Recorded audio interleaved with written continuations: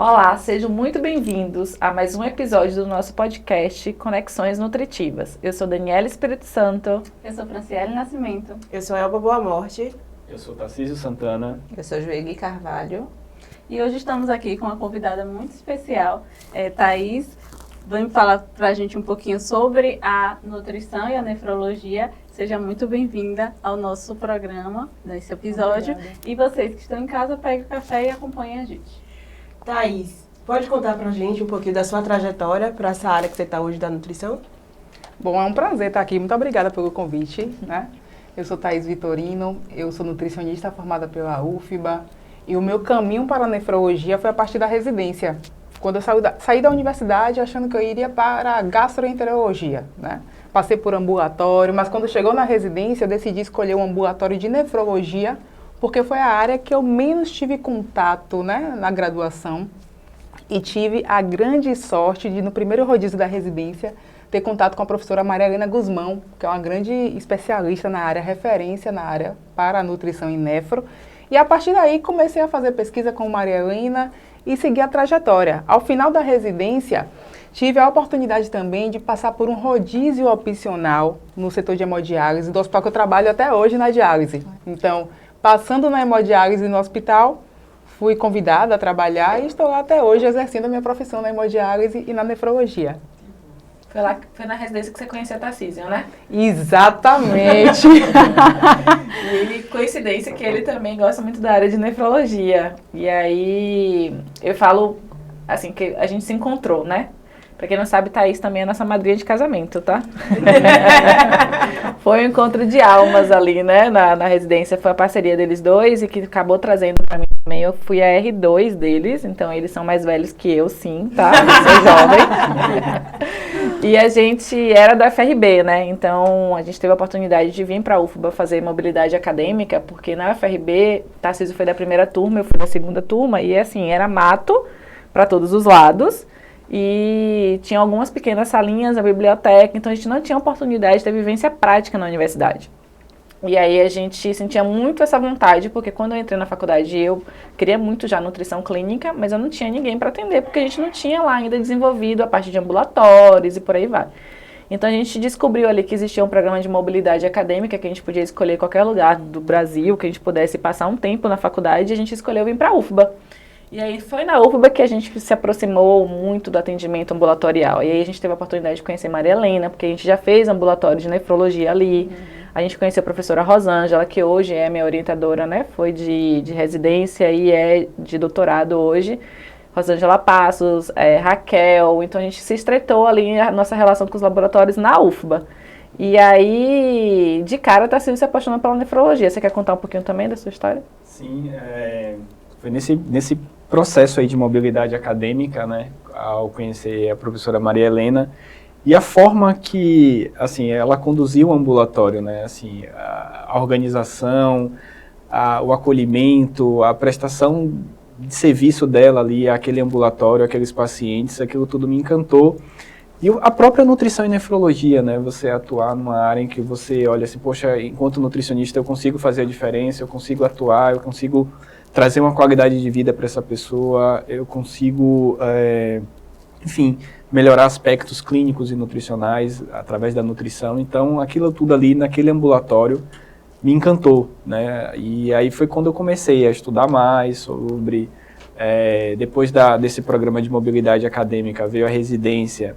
E durante a residência eu também passei pelo ambulatório lá de nutrição e nefrologia. Aí a gente já estava com Thaís. No ambulatório também a gente já desenvolvia pesquisa, então uma coisa vai puxando a outra, né? Então o atendimento, a pesquisa, e Maria Helena sempre conduzindo muito bem a gente, né? Acho que foi uma grande mentora para mim, para a Thaís também, né? E enfim, aí a gente foi conduzindo aquilo ali, né? As pesquisas que eram desenvolvidas no ambulatório, o atendimento ao paciente. E desde, sei lá, 2011, 2012, a gente vem, né, nessa trajetória aí com esse paciente renal, com nutrição e nefrologia. E conta mais pra gente, Thaís. Então você se apaixonou pela nefrologia pós-graduação. Isso. Voltando um pouco então para a graduação, o que você já quando foi que você descobriu que você queria nutrição clínica? Você já entrou sabendo da nutrição clínica?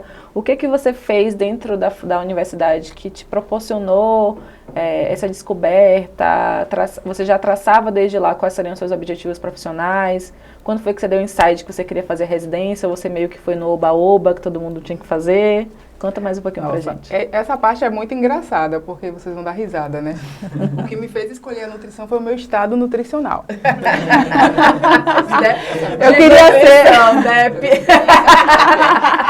Eu queria ser a minha primeira paciente, né? Então, o que me fez escolher a nutrição clínica foi quando eu estava ainda no colégio, na escola, né? Vestibular. Então, assim, quando eu fiz vestibular foi quando a nutrição estava vindo aquele boom, né? Fitness, cuidar da alimentação, saúde. E aí eu sempre tive uma questão pessoal com a alimentação, né? Aquela pessoa que come e não engorda. Hoje é graças a Deus, né? Mas na época era um problema. Aquele tradicional magro de ruim. Isso, exatamente. Come e não engorda. Anêmica, a menina vai comer. Hoje eu tenho uma versão abóbora e beterraba, porque minha mãe me forçava a comer abóbora e beterraba. Te entendo. Então, assim, eu escolhi a nutrição muito por esse viés, né? E era um momento que estava falando muito de cuidar da dieta, alimentação. E aí eu fui para nutrição. Então, sempre a área que eu tive muito contato da nutrição é essa coisa da clínica, né? De cuidar da saúde. Eu acho que eu já entrei na faculdade pensando na clínica. E quanto mais eu fui cursando as disciplinas, eu vi que a clínica era o que eu queria realmente, né? E também porque eu queria ter uma profissão que eu pudesse auxiliar pessoas. E hoje eu sou muito realizada nisso, na nefrologia, porque eu sinto que, claro que a nutrição em todas as áreas vai auxiliar pessoas, mas na nefrologia isso é muito direto, porque é você ver o paciente não seguir a dieta e ele realmente perceber que dá errado, dá ruim, né? É complicação, é alteração de exame. Então, na nefrologia isso é muito palpável quando o paciente não segue as orientações ou não tem a conduta, né? Então, na graduação, isso me encaminhou muito para a clínica desde sempre, né? Foi desde a escola escolher esse passo a passo aí de ser Thaís, nutricionista clínica. E na residência isso ficou mais forte. Sim. E pensando na nefrologia, ao adentrar a questão de conviver ali com Maria Helena, tem uma questão muito importante que é, uma coisa que me fez ir para nefro, né? É muito aquela questão de, nossa, era tão restrito. Antigamente, o paciente nefro não pode comer nada. Então, eu tenho muito essa questão, né, do não comer. Isso é até tema de terapia de Thaís. Então, assim, eu ficava muito indignada de, como assim a pessoa tem doença renal, não pode comer fruta? Não pode comer nada? E aí, quando você entra quando eu entro no ambulatório de Maria Helena, ela pensava e agia como a gente pensa, assim, né? Sim. Ela também ia por essa via da individualização, de não seguir tanto os consensos, de analisar caso a caso, ter ali o consenso como base, mas ir saindo um pouco da bolha na conduta com o paciente. Então isso me encantou. E hoje em dia a gente já tem os novos estudos que mostram que realmente sair da bolha é o que era correto para esse paciente, ou seja, sair daquela ideia da restrição, que é o ponto crucial da individualização. Então é um pouco disso, né? A trajetória da nutrição clínica, a nefrologia. É muito interessante que vocês, os dois, trouxeram uma referência, né? Que Maria Helena como referência. Isso é muito importante, inclusive, para os estudantes, né? Porque tenham uma referência que desejem. Na minha época de graduação, eu também lembro que alguém chegou para mim e falou assim, tem uma referência para chamar de sua e queira seguir esses passos. E eu acho que isso é extremamente importante, né? O que é que vocês pensam sobre isso para os estudantes que hoje estão acompanhando a gente? Eu acho que isso é extremamente importante, ter uma referência, né?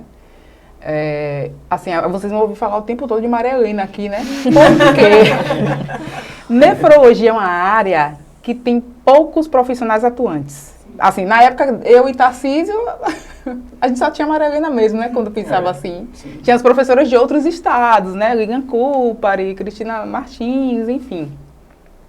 Mas isso é extremamente importante, né, ter a questão da referência, de, nossa, eu quero ser um profissional que age dessa forma. É tão legal quando você está ali trabalhando, eu mesmo que estudava e pensava em agir dessa forma. Eu já pensava na faculdade e pensava assim, tem coisas que a gente discorda do professor, né? Sim. Aí eu pensava assim, quando eu me formar, eu vou fazer diferente.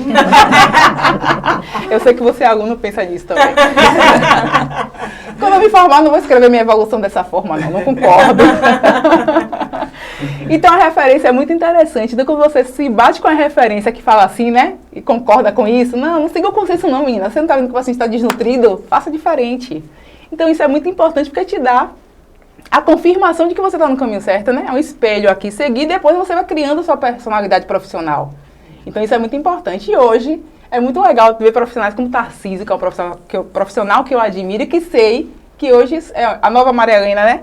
Ou então quando o aluno na aula fala, o aluno, hoje Tarcísio é referência, artigo publicado, revisão sistemática, né? Ou então quando o aluno fala pra gente assim, ai professora, a senhora é minha referência da Nefro, e eu fazia isso com Maria Helena, né? E hoje a gente já está no passo dos alunos fazerem com a gente. Então isso é muito legal, vai passando, né? Ai, ai. Agora, tem uma coisa, assim, que é interessante a gente falar, né? Que eu até estava comentando com os nossos alunos na última cerimônia do Jaleco que a gente teve, que é a curiosidade de vocês procurar se debruçar sobre os seus professores. Porque, às vezes, quando a gente está na sala de aula, a gente costuma fazer aquela apresentação formal no primeiro dia, se apresenta de forma rápida, mas, às vezes, eles não conhecem a trajetória do seu professor. E a gente sabe que não é uma linha reta, existe muita curva no meio do caminho, né? Então, às vezes, as pessoas enxergam a gente, eu falo a gente, todos nós, em uma posição que para o aluno hoje é uma posição de sucesso, mas eles não entendem o caminho que foi percorrido para poder chegar até ali. E às vezes eles se colocam numa posição de dificuldade, como se para alguns foram fáceis e para a gente é muito difícil. Mas houve dificuldade para todo mundo, né? E eu falo assim, tentem conhecer um pouco o professor de você, vejam as coisas que eles já fizeram, porque às vezes nem eles conhecem, né, o que cada uma aqui já fez na vida, quem somos nós, qual é a nossa história. E se identificar é importante. Quando a gente se identifica com alguém, a gente facilita, eu acho, um pouco o caminho, porque a gente meio que tem uma inspiração de como seguir, né, de como fazer. Então, como Maria Helena para você, foi para vocês, como Rosângela foi para mim, porque eu gosto muito da área de hepato, enfim. Então, cada um tem uma inspiração na sua área que você meio que fala assim, poxa, ela fez desse jeito, então talvez se eu fizer mais ou menos por ali, pode ser que também chegue em algum lugar, sabe? E, Tarcísio, eu acho que é interessante você falar também que para você tem uma referência a mais ainda, que foi Lilian Cupari, né? Então, assim, Lilian Cupari, a gente estuda os livros de Lilian Cupari. Então, quando a gente está ali na graduação, vamos estudar nutrição clínica, a gente vai para o livro de Lilian Cupari, ainda nem que a gente sabe que Lilian Cupari não escreve todos os capítulos, né? Mas é o nome dela que vai na capa, então a gente vira essa referência pra gente. E é só que agora, desculpe, Dani, cortando, que eu tô ouvindo sobre o nome dela correto, porque a gente chama de Cupari. Todo mundo só fala Cupari, aí ó. Pois é, né? E Tarcísio teve a oportunidade dela ser sua orientadora de mestrado, né? Então aí eu acho que é mais uma inspiração para você poder, que se tornou uma rotina de vida sua, você acompanhar essas pessoas. Então como foi para você também ter Lilian nesse seu processo de aprendizagem? Então, primeiro assim, o primeiro ponto em relação a Maria Helena, né, que é vamos dizer assim, a primeira pessoa que eu tenho contato ali, que vai ser minha mentora, né, e é através dela ali, por meio dela ali, que Maria Helena, na época também, ela precisou sair daqui de Salvador para estudar em Curitiba com a professora Cristina Martins, né, e aquilo ali eu peguei como referência também, eu fiz assim, olha, tipo assim, ela saiu daqui, ela foi buscar também, então será que eu não consigo, eu também posso conseguir, eu consigo buscar, né, e a professora Lilian, ela sempre está de portas abertas, né, assim, a gente pensa que, poxa, será que, primeira pergunta que a gente fala é, será que existe mesmo, né, quando a gente vê os livros, né, será que ela existe, como é que será que ela é? E porque a gente estuda o livro, né, aí, detalhe, gente, ela é a organizadora do livro, ela não escreve aquilo, que ela sempre fala para as pessoas isso, que ela não gosta quando o pessoal pega o livro e fica, não sei, vai, né, assim, como se fosse ela que tivesse escrevido o livro por completo, e não foi bem por aí.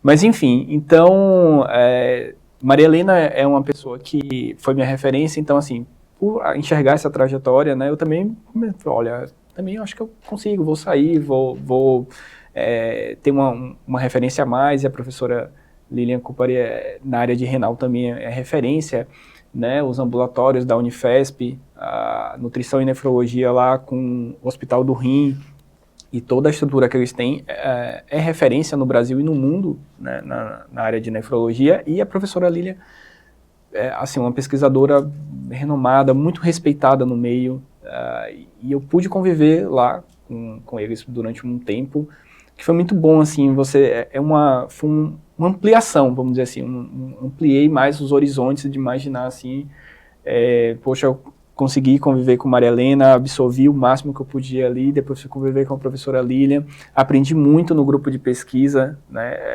é um grupo de pesquisa em que a gente consegue ter a participação não apenas de nutricionistas, mas de nefrologistas, enfim, e todos pesquisadores, todos muito renomados. Ela é uma pesquisadora, como eu falei, muito respeitada, as pessoas vinham para ela tirar dúvidas, perguntar, e eu achava aquilo ali o máximo, porque eu falava assim, nossa, ela é nutricionista, mas assim, todo mundo precisava ouvir a opinião dela, queria saber, porque ela, enquanto pesquisadora, ela domina muita coisa, né? E eu achava aquilo ali incrível, poxa, eu tive a oportunidade de, ali na minha, vamos dizer assim, durante um tempo, não apenas conhecer esse lado de pesquisadora, mas o lado também como professora, como pessoa também, né? E, enfim, eu até hoje mantenho relações com ela e é muito bom. Como eu falei, ampliou mais ainda meu horizonte enquanto nutricionista, enquanto pesquisador. Fica naquela situação de que, se você imaginar assim, poxa, será que eu consigo? Será que eu posso? Pode sim. Aquela coisa, o não você já tem, você vai, entra em contato, se apresenta, mostra, claro, o seu interesse, né? Você conta a sua história também, que a gente às vezes tem a dificuldade de contar a nossa própria história, de valorizar a nossa própria história também, né? E eu acho que isso é importante, porque isso vai abrir as portas, né? Então você vai conseguir, enfim, sonhar mais alto, vai conseguir alcançar seus objetivos. E é interessante, às vezes, falar isso sobre a gente ir atrás, né? Porque foi meio que eu estava dizendo, assim, que às vezes as pessoas acham que é uma linha reta, né? Ah, eu cheguei, tô lá, consegui, vivi. Só que existe os bastidores de tudo isso, né? Então, eu lembro que a gente fazia residência e aí a gente foi pro Einstein, fazer o nosso opcional no Einstein. Mas, assim, ninguém conhecia o Einstein. A UFBA não tinha relação com o Einstein. Então, a gente teve que catar o contato da coordenadora que era de lá, se apresentar, dizer, olha, eu faço residência aqui na Bahia, em Salvador, a gente existe aí uma oportunidade pra gente poder conhecer, e assim, super funcionou. Então ele foi primeiro, depois eu fui, né? Então assim, a mesma coisa foi com o Lilian também, né? Foi na questão de se apresentar mesmo, de se colocar para jogo, né? E às vezes as pessoas têm um pouco de receio disso, né? De contar a sua história mesmo, dizer, olha, eu sou capaz, eu corri até aqui, eu consegui isso, eu batalhei, mas eu quero aprender muito mais, você me ajuda. Então as pessoas estão abertas também para esse processo, que às vezes os nossos alunos encaram com muita dificuldade, né?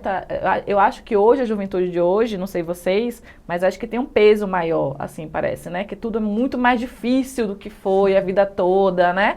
Não sei para você, como aluna, se para você enxerga desse jeito. Eu vou falar.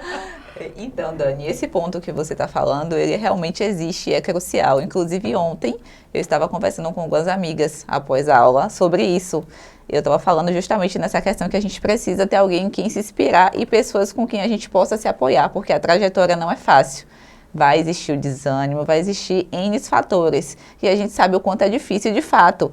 Às vezes a gente enxerga você já lá no topo, mas tem que entender que teve todo um processo por trás disso. E que existe, né, um plantio para você, consequentemente, ter essa colheita e que não é fácil. Então, eu, enquanto graduando, eu sei o quanto difícil é. Até porque a gente se questiona muito. Às vezes a gente achava que era um curso mais fácil, mas é um curso extremamente amplo, muito profundo, muito mais do que a gente pensa, que não é só uma dieta. Vai muito além. Vai muito além. Que, inclusive, precisa de matemática. Exatamente. Precisa né? mesmo. Porque quando a gente fazia, pelo menos na minha época, as provas da UFBA, tinha as questões abertas, né? E lembra que a gente tinha que fazer de química, biologia, sim. Física, era a nossa área da saúde, era isso. E ninguém disse pra gente que matemática estava incluída no processo. Sim. E aí, quando a gente entra na nutrição, é matemática pura. A gente tá falando, né, que a gente precisa calcular caloria, precisa calcular a taxa metabólica. É matemática pura, que as pessoas às vezes não falam sobre isso. Então, eu acho que uma geração como toda tem essa impressão de que nutrição é fácil. Mas, na verdade, é muito complexo. Muito. As pessoas tentam associar que nutrição é o alimento, mas nutrição é a pessoa, né? O fim é a pessoa, o alimento é o meio. Então, é você buscar mesmo os caminhos de se tornar um profissional diferenciado. E aí, o que eu preciso fazer para chegar até lá? E saber que não é fácil mesmo. Sim. A gente precisa ter um caminho de perrengues para a gente conseguir alcançar algo que é importante para você, de acordo com a meta que você institui. Então, eu sempre gosto de dizer assim, qual é a sua meta? O que você quer ser depois que você pegar o seu diploma? Porque não adianta nada você passar a sua faculdade toda só correndo atrás do seu diploma, você pega ele na mão e depois você fala assim, pronto, agora eu vou planejar o que eu vou fazer da minha vida. Nisso, o tempo que você vai organizar para se planejar, você já se passou mais meia vida até você conseguir galgar o seu objetivo. Então, Então, assim, qual é os alunos, quem escolhe fazer nutrição, já se interessou em procurar saber qual que é, por exemplo, a renda mensal de um nutricionista? Qual que é o teto salarial? Então, as pessoas não sabem nem isso. Então, assim, você está aqui para ganhar o teto salarial ou você está aqui para ganhar muito mais do que isso? E esse muito mais do que isso vai vir como? O que eu vou precisar fazer para conseguir ganhar muito mais do que isso, né? Então, acho que é importante a gente falar sobre isso também. Mas aí, vindo um pouco para a nefro, Thaís, o que você faz, assim, na sua experiência? Conta um pouco para as pessoas, para entenderem o que o nutricionista faz dentro de um hospital, numa área da nefrologia. Pronto, perfeito. O nutricionista na área de nefrologia, ele pode atuar no campo do consultório, em atendimento clínico, como outras especialidades de gastro, esportiva, fitness, saúde, enfim.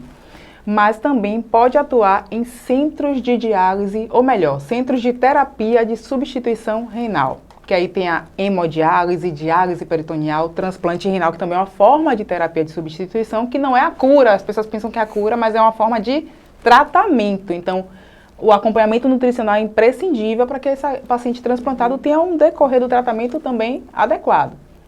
Então, nesses centros de diálise, então são centros em que o paciente vai para a terapia de diálise 3 vezes na semana, por 4 horas cada sessão. E aí o nutricionista tem a ação ali de orientar esses pacientes, realizar consultas individuais, preparar relatórios com relação a suplementos que precisem, né, ter acesso, orientar familiares, atividades educativas, tá? Educar esse paciente para o processo de iniciar ou pleitear ali o transplante renal, né? Nesses centros de diálise, o paciente também, esse nutricionista também vai atuar com o indivíduo que vai estar na diálise peritoneal, que já é uma outra modalidade, uma modalidade em que o paciente vai estar fazendo a diálise no domicílio, mas tem consultas com nutrição, médico, equipe de enfermagem a cada mês. Então, o nutricionista também acompanha esse paciente ao longo desse processo, né? A cada consulta mensal, é importante que esse paciente tenha acesso ao nutricionista para ver como é que está o consumo alimentar, a diálise está sendo eficiente ou não, o paciente está perdendo peso, está tendo alterações metabólicas. Então, é bem complexo o acompanhamento e o nutricionista tem que estar ali bem perto para que o tratamento seja realmente eficiente.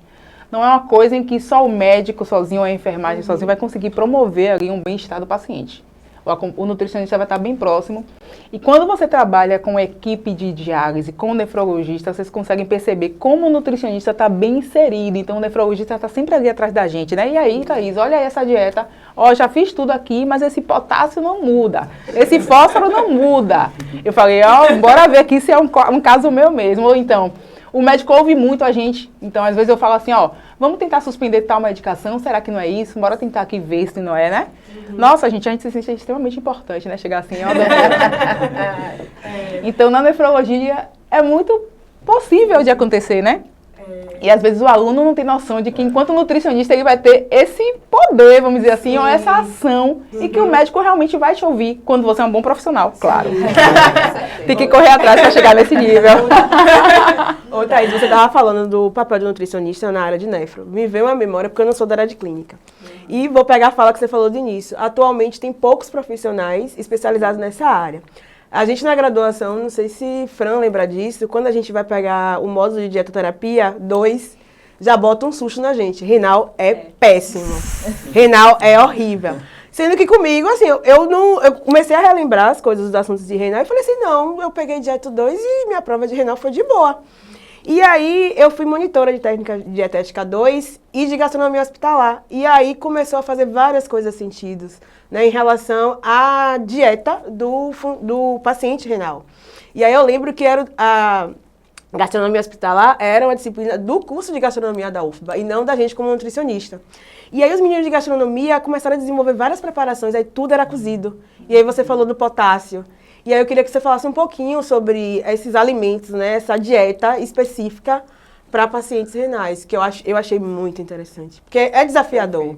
E como você falou, as pessoas têm dificuldade, eu acho que a dificuldade de terem profissionais da área de renal, eu acho que é essa questão da o que passar para esses pacientes, porque qualquer coisa Pode matar. Acha que vai matar o paciente. No estágio eu sempre achava, ainda bem que não apareceu nenhum renal na minha enfermaria. Eu falei assim, meu Deus, eu vou matar a pessoa. Quando eu tô... Sua pergunta foi ótima, porque quando eu vou dar aula de nefro, a primeira coisa que eu falo pro aluno é, vocês não vão matar ninguém. E assim, isso pauta muito o mundo de restrições que vivem por aí, né? O pânico, tenho doença renal, não posso comer mais nada. Eu faço conteúdo na rede social, né? Sim. E aí, um dia desses eu falei que na minha vida de consultório, atualmente eu peço mais pro paciente comer do que tirar comida, porque já chega lá sem comer nada. Eu falei, já sei que vai chegar aqui sem comer nada, mas vai voltar a comer várias coisas, né? E aí a grande questão é, hoje em dia a gente pensa assim, na doença renal é individualizar. É muito você ver pautado no exame do paciente, como é que está a condição clínica dele. Primeiro é saber qual é o estágio dessa doença renal.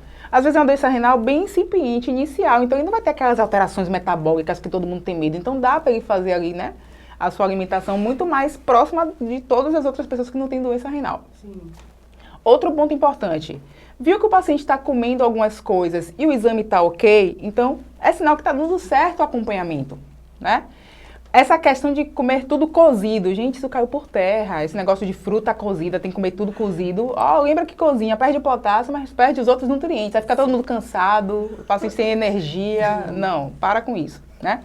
Por isso que quem tem doença renal tem que ter uma nutricionista para chamar de sua, né? Porque precisa ser individualizado, precisa conhecer muito ali para a cada acompanhamento, a cada consulta ir fazendo essas flexibilizações na dieta.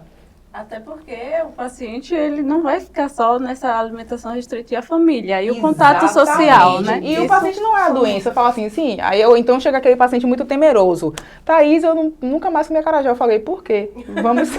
Vamos tentar negociar isso, vamos comer, né? Assim, o paciente para de comer para sempre. Eu falei, calma, não quer dizer que você não vai comer nunca mais isso. Não, água de coco Deus é mais, não posso não. Eu falei, calma, seu exame tá normal. Seu exame vai normal, toma essa água de coco aqui, e o resto do dia a gente tá sob controle, tudo ok, você vai ficar vivo, relaxa. Agora é interessante isso que a Elva falou mesmo, porque a nefrologia, geralmente, na população geral, ela já causa esse peso, né, um pânico. Isso em sala de aula, com os próprios alunos e até entre os próprios profissionais. Porque esses dias mesmo eu estava me recordando aqui que a gente estava falando alguma coisa sobre renal, né? Aí os próprios professores começaram a pular lá. Eu renal não. Então gera até esse pânico dentro da nossa própria classe, porque é complexo realmente, né? Tem esse teor mais de complexidade que algumas outras patologias não têm esse peso tanto, assim. Mas é importante a gente falar sobre, para tentar desmistificar um pouco disso, né? E aí, aproveitando também essa fala, eu queria que você falasse um pouco assim, o que você vê de mais, que as pessoas trazem mais mitos, assim, para poder falar com você associado à doença renal? Mitos. Ter que consumir tudo cozido. Achar que a pessoa que tem doença renal tem que ter a alimentação diferente do povo da casa todo. Não, a comida de fulano faz diferente. Eu falei, epa, já tá tudo errado, né? Assim, eu gosto muito de trazer aquela ideia de que a pessoa que tem uma doença crônica qualquer, principalmente na nefrologia, que tem esse misto de peso, né? Dessa carga de doença, assim. De achar que aquela pessoa tem que ser a parte, né? Da família. Ou seja, ter um ambiente familiar de confraternização, não, fulano não vai participar, né? Principalmente se for um idosinho, se for o idoso que a família toda quer controlar a alimentação, né? Sim. Não, meu pai não vai comer tal coisa, não quer que tenha doença renal. Às vezes está tudo estável e fica ali recluso. Um outro mito importante também é achar que não pode comer banana, que banana tem muito potássio, né? Potássio é um mineral que ele vai alterar por várias questões. Às vezes se perde muito peso, se o intestino é preguiçoso, se tem a acidose, que é uma condição clínica associada à doença, aumenta potássio, né? É muito comum. Achar que o paciente que tem doença renal não pode comer tomate, porque tomate tem um pouco mais de potássio também. É outro mito muito comum. E um ponto interessante quem trabalha com nefro, acha que vai olhar só para a questão do nefro. Às vezes o meu paciente, ele tem por exemplo, eu atendi recentemente um paciente que tem a doença renal crônica, mas o problema central dele foi um super crescimento bacteriano intestinal. Então, o rim dele está ótimo, estável, a creatinina estável. Então, o que ele veio para tratar na nutrição, o ponto central, era uma questão intestinal. Sim. Então, a gente precisa, embora a nutrição tenha essa questão de estar hoje seccionada assim, né? Gastro, nefro, hepato, Mas lembrar de olhar que você vai ser um nutrinefro, mas você vai ter que saber um pouquinho das outras coisas também do paciente, porque você vai ter que cuidar de outros pontos. Então, hoje eu me deparo muito com isso no consultório. Ou então, o paciente nefro que quer fazer atividade física, quer usar um suplemento. O paciente da nefro não pode usar whey protein. Tem doença renal, não pode usar whey protein. Pode usar whey protein. Porque a grande questão é a quantidade da proteína que não pode ser excessiva para não fazer sobrecarga no rim. Então, esses são alguns mitos, né? E que quando ele vai para a nutrição, ele vê que ele pode comer de tudo um pouco, mas que vai ser individualizado. É muito importante quando você fala essa questão da socialização com o idoso, por exemplo. Minha avó tem 90 anos, fez recentemente. E ela apresentou um quadro assim, né, de insuficiência renal. Leve. E aí a família toda já estava naquele movimento de, não, a comida dela tem que estar separada, tem que ser essa, tem que ser aquela, tudo segregando mesmo. E aí ela começou a ter um humor mais deprimido por conta disso, né? E aí foi o peso de saber do problema e o peso da família ficar preocupada. A gente chama de estigma do diagnóstico, né? Verdade. Quer ver outra questão? Achar que quem tem doença renal tem que comer tudo sem sal. Gente, se fizer comida sem sal, pra mim, eu já vou brigar. Não façam, e olha que eu gosto de comer. Dani e Tarcísio sabem disso, do meu histórico. E não é pouco. Existem recomendações, inclusive de consenso, né? Todo mundo que se baseia aí na ciência. A alimentação da pessoa com doença renal não é sem sal, é com pouco sal.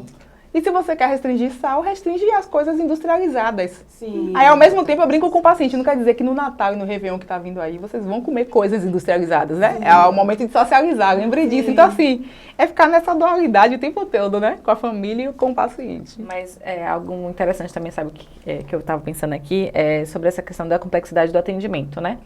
E aí a gente sempre fala muito que nos livros a gente aprende tudo segregado. E depois que a gente se forma, acaba também sendo um pouco disso, né?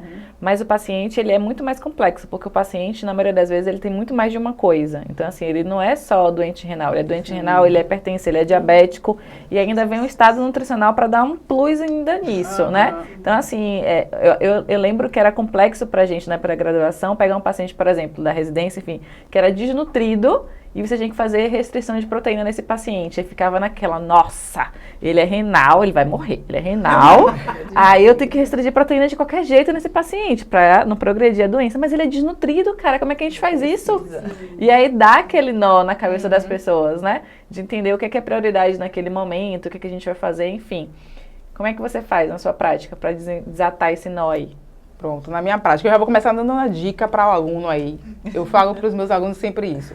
Pegou um caso, tem medo daquele caso, tem medo daquele tema? Se dedique para ele, vai estudar, atenda. Ai, tenho medo, morro de medo, atenda. Já vou trazer a questão, né? Quando eu estava na residência, com a Helena, eu, Tarcísio, era uma galhofada, uma algazarra. Aí chegou uma paciente lá no ambulatório com a Helena, doença renal, em tratamento conservador e gestante.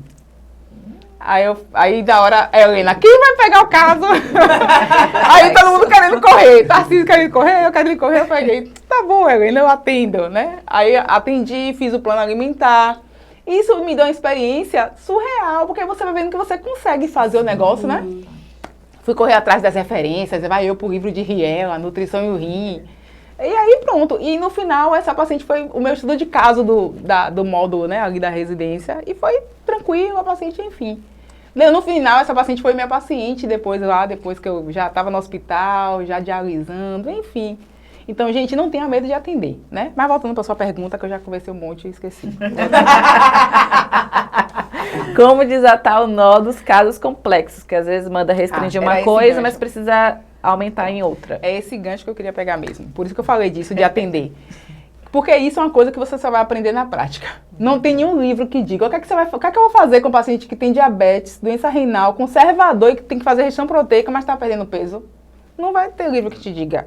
É você fazendo com o paciente que eu aprendi na prática. Aprendi com a Helena, que deu essa liberdade pra gente. Eu falei, então eu posso fazer isso mesmo, sair, quebrar as regras. Aí na prática a gente vai trazendo isso, né? Então, o que fazer?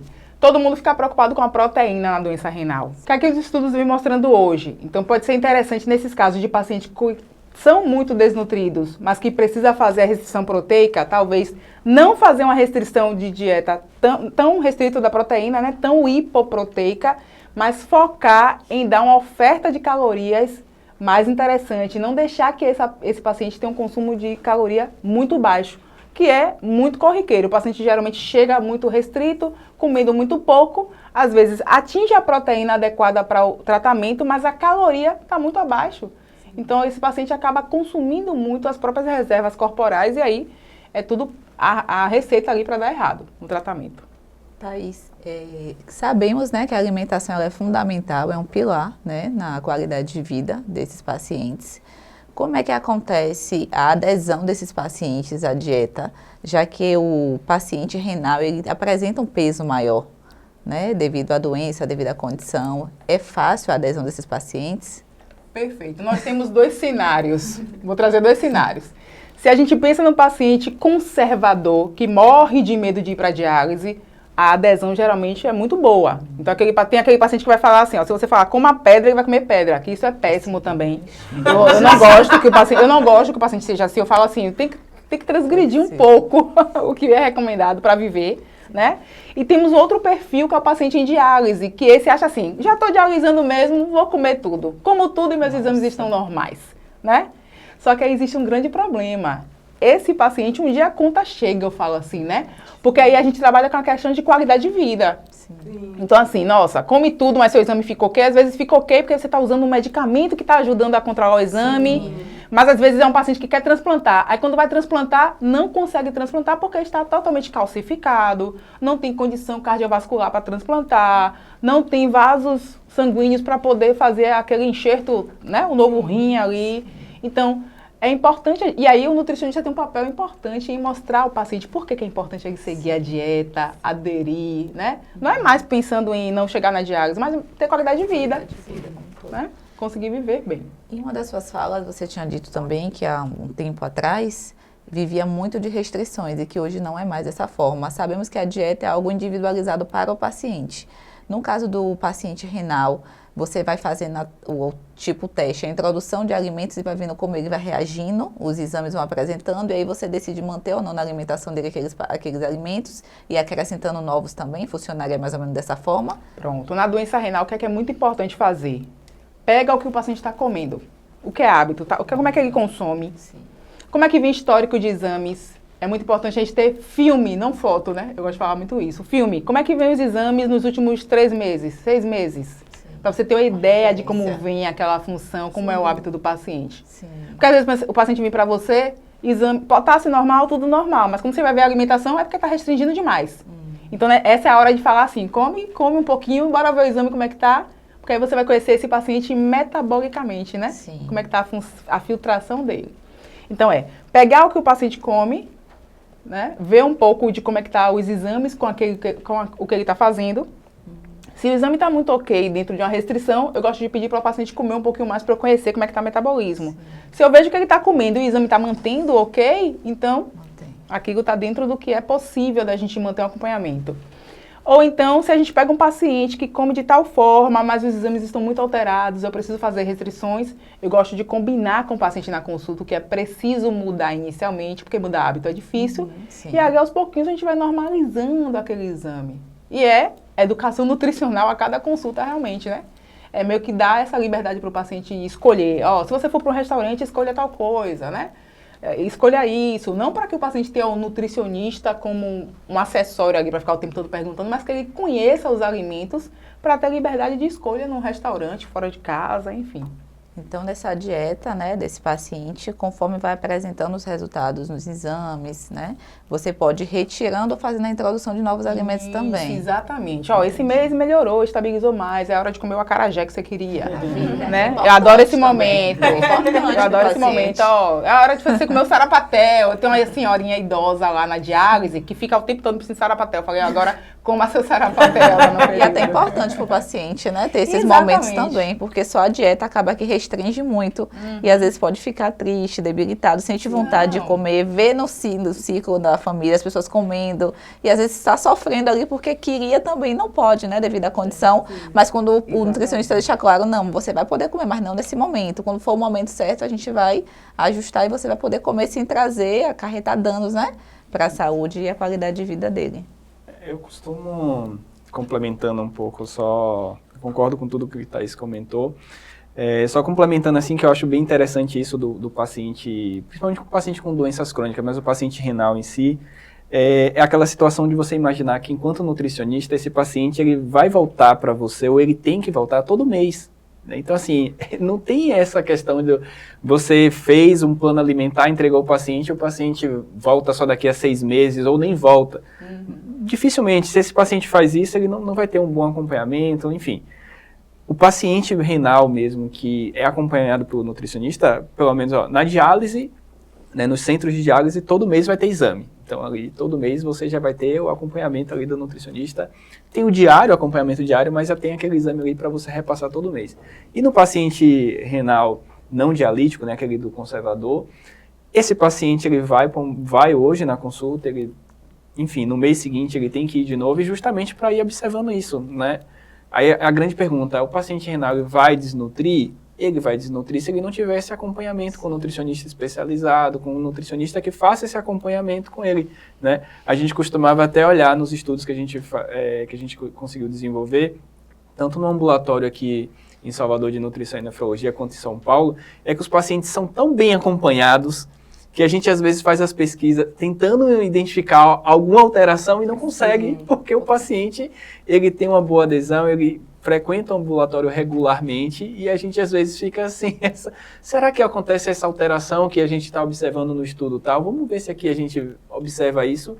E quando a gente vai olhar, às vezes não tá, porque o paciente, ele mensalmente, ele retorna, né, pra gente, ele tem esse acompanhamento e muitas vezes o acompanhamento em equipe multidisciplinar, enfim, então é muito bem assistido, né? Então eu acho que isso também faz toda a diferença. É um acompanhamento bem próximo, né? Então você Bem consegue próximo. meio que mensurar tudo que vai acontecer com aquele paciente e também por ele se comprometer, né? A responsabilidade de estar ali a cada 30 dias, de refazer os exames, de seguir a dieta, de entender a gravidade do problema que ele tem, isso facilita muito. Com certeza, com certeza. Isso E dá pra gente perceber, então, que com muito estudo, a gente consegue, sim, acompanhar e estar muito bem posicionado no atendimento desses pacientes com doença renal.